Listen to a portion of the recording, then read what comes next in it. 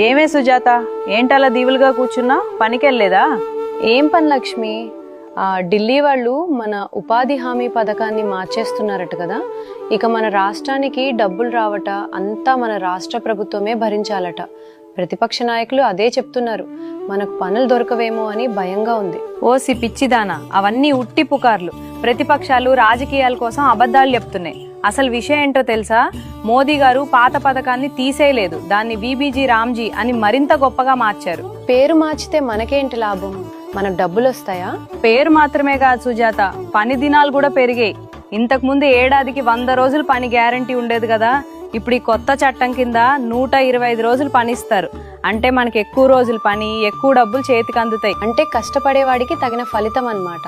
మరి ఆడవాళ్ళ పరిస్థితి ఏంటి? భలే అడిగావు. ఈ పథకంలో ఆడవాళ్లకే పెద్ద పీట. ఇప్పటికే ఈ పనుల్లో 58% మంది మన ఆడవాళ్లే ఉన్నారు. ఇప్పుడు వచ్చే పనులు కూడా కేవలం గోతులు తవ్వడంలా కాకుండా మన ఊరి చెరువులు బాగు చేయడం, నీటి వసతులు కల్పించడం లాంటి మంచి పనులు. దీనివల్ల మన వ్యవసాయానికి కూడా మేలు జరుగుతుంది. అమ్మయ్యా, ఇప్పుడు నాకు ధైర్యం వచ్చింది లక్ష్మి. 100 రోజుల నుంచి 120 రోజులు పెంచడం నిజంగా గొప్ప విషయం.